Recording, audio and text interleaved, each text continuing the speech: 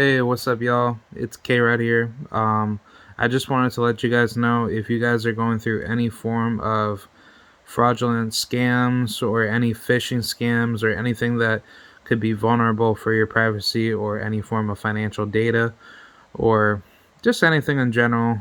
I figured I'd share this story for you guys that just recently happened to me. If you guys ever hear of this company called SUPIRA Medical Incorporated, I suggest you do not do any business of looking for a job with them.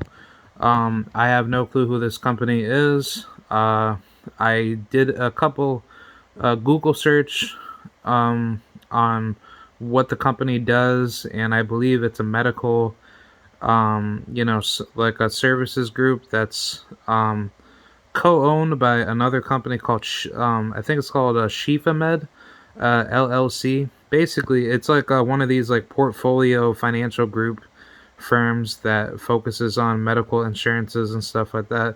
And I will say, for my case, I was looking for a job in data, well, anything in IT because like I want to get into IT and do what I want to do in terms of cybersecurity and all that stuff. And like I'm heavily versed into a lot of cybersecurity, threats, and I'm still constantly learning in terms of like what I want to get into. But furthermore, I was hit with a potential phishing scam of a job offer for the company.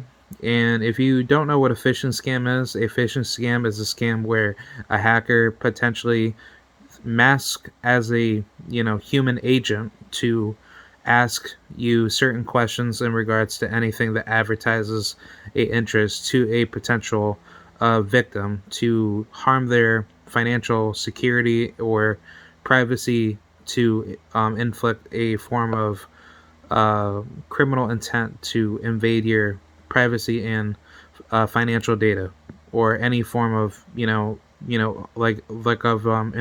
like any form of manipulating your mindset to believe that what they're offering to you through the scam is true, and if you buy into it, then that's a form of a phishing scam. That's something where the user, or more so that the cyber attack is coming from the hacker to trick you into believing into something that is true, to which it's not true.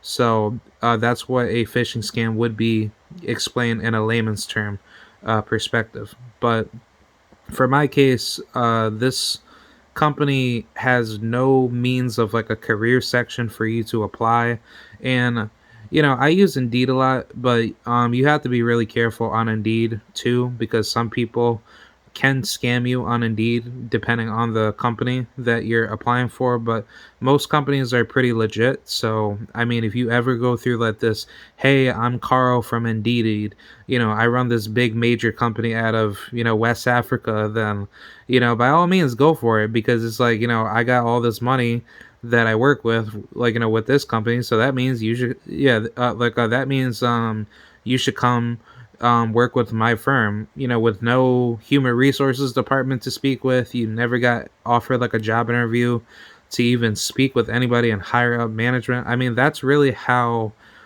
I would, assume job, offerings for remote positions would be. Versus if you're working on site, you would have to go to the company on site and then you would, meet up with management and then that's how everything would be strategized. So, in my case, that never happened. I will compare it with another job offer with like a company that I did interview for, to which unfortunately I didn't get the position. But if you know the company Cormac Corporation, that's a legit IT based, computer, like a computer. I think it's a IT security based firm along with like a research facility firm. So they do a lot of data sciences and other stuff like that. But just take a look at Cormac Corporation, and they're like a really huge company globally. But I went through like my very first ever like part time entry level project coordinator position. It was like a remote position that was being offered for 10 hours a week, but that was like a opportunity that I just randomly like applied for. But for stuff like that, like that's a real job opportunity online that you could take advantage of for a remote position. But if you are being offered a scam, like a phishing scam, like, hey, I work with this company and this is like how the company operates, here's our website. Yeah, any hacker can do that because they can use that to mask a certain mindset that you're going to be sold on, to say, oh, well, you're going to get paid like 25, 35 bucks an hour. And hey, just go through this text message app, which I got offered to speak with some weird person. Like, I'm not going to mention this person's name, but basically I was talking with this person through this app called, it's called, I think it's called Speak or something like that. Yeah, it's like one of those third-party messaging apps similar to WhatsApp where you call and text people for free. Like, with like your Wi-Fi, you just have to connect like your phone number to it. But this person, I kid you not, was asking for like all information, like, oh, what cell phone do you use, what's your provider, like, how long have you been using your bank for, do you have access to a printer, and all this other stuff. And then I was given like some check to cash in, which I already reported it fraud. But basically, you can tell that's not how formal jobs would ask you for anything. So that sounded very suspicious, and I was just like, okay, well, you know what?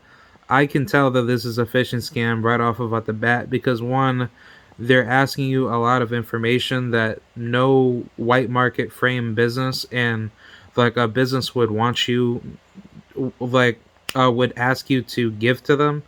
And what I mean by white market, that's a state controlled like that's a state controlled economy market business. That's obviously businesses that are controlled by the state, or they are regulated through the state, where it's a legalized manner of some form of employment that you go through to get a job, depending on where you live in the world. But that's what I would call a white market business. But as far as like other frames of markets, because I have like five labels that I go by, or actually no, four. I think it's five or four, but I have like the white market. That's one, and the second one is a red market. Those are markets that are backed by violence or a way of unnecessary force to go against other people's consent by way of vigilant involuntary action. And three is a black market. That's a definition for a pure decentralized free market. And then four would be a gray market. Those are markets that are legalized through the state, that are through backdoor third party entries, where, let's just say for boxing, like, everyone doesn't want to pay for a pay-per-view, but there's actual sites out there that do give out free bootleg streaming. And how is that funded? That's funded through a gray market funding of donations and advertisements to fund the websites of those sites that go out of their way to give you free sports content. Otherwise, you would have to go through a actual network provider through a white market framework to watch out the sports, like the sporting like events that you want to watch. So, I mean, that's how I would visualize those frame of markets. But moving forward with this opportunity that I was offered, this company did not sound very legit. I tried asking for any form of human resources or anybody that I could speak with, and the person told me, no, I can't give that to you.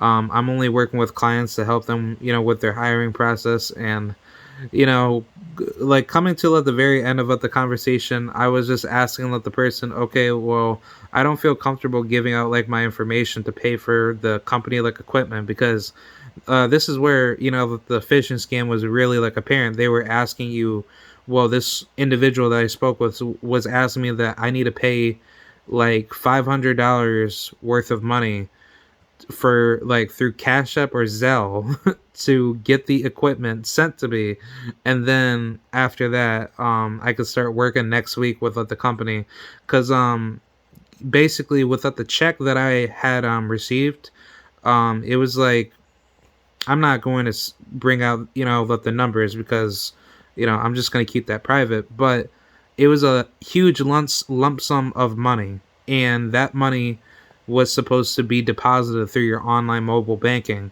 So once I did that, I was like, okay, I did that for you. So what next? So they were saying, oh, well, knowing that this money is being held until, 5 days or five business days from now, we would have to have you pay money for the equipment, and then we'll give you an additional $200 on top of what you're depositing through the business. And from there on, I was just like, you know what? No, I never went through any job interview.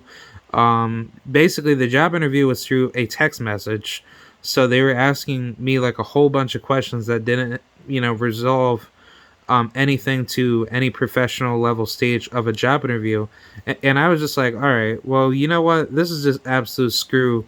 Like, this is just absolute, cyber, like a cybersecurity related scam. And I just knew it from the jump because I study a lot of these things from the from the from the interior to the outerior framework to understand phishing scams and other forms of open vulnerabilities that could very well infect or very well affect your everyday life if you ever do get scammed by some hacker that tries to come after you.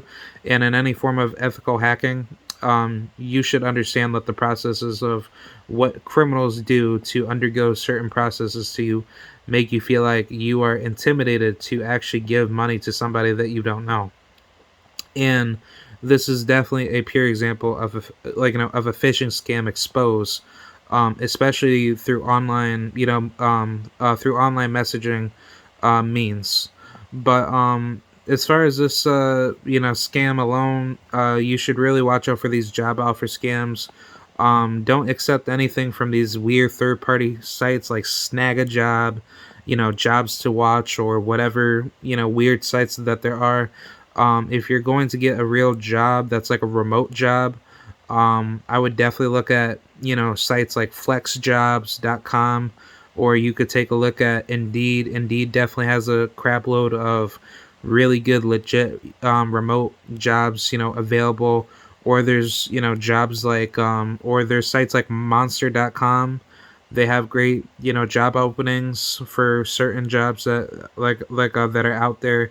There's ziprecruiter.com. You could easily put your application out there. And then obviously definitely LinkedIn. LinkedIn, that's a really good one too. um Obviously, I know plenty of friends that that are on it, so shout out to all the people that that I personally know. But yeah, definitely watch out for these phishing scams, because I almost fell victim to one, but I really didn't, because I just knew it from from at the beginning of just understanding, okay, like, this is not how real jobs operate when they're going to offer you a actual position for a company that is quote unquote huge. And I did like a huge amount of research of this company while I was being talked about, or talked with for the position through the representative that I spoke with. And, from the gate, like, it looked like it was like a big company, because basically this company was like a private institution. And I think their max their net worth revenue that they make is like roughly $30 million a year, or they basically range from 5 million to 30 million a year. But they're like a portfolio company, so basically they're like a subnet umbrella business to a bigger business, because the child business, or the main business that's connected with this company, is called Shifamed LLC, if you guys know what this company is. And I looked up the job reviews for it, and one review had it posted for on Indeed. It said this company is like a horrible place to work for, management is crazy, and blah blah blah. And then the other one was like, you know uh, like uh, this is like based off of, like, I think like a year or two ago, off of these reviews. But off the bat, it just didn't look right. It looked really sketchy. And I just basically blocklit the person that I spoke with, and I told them that don't consider me for the position. But yeah, for anybody that's watching this video, please share this around to understand that phishing scams are real. And if you ever go through any means of like a red market crime that somebody is trying to lure you into, definitely watch out where you're getting your interactions with. These cybersecurity hackers are definitely getting smarter, and criminals, on the rise, are definitely understanding how to manipulate someone's mindset to buy into something. that small that could easily turn into like a major issue. So if you guys are watching this video, please share this around and do what you got to do. But I'm just giving out my personal experience of what I just went through. So if you guys want to go share this, or talk with other people about this certain issue that I'm bringing up, by all means do it.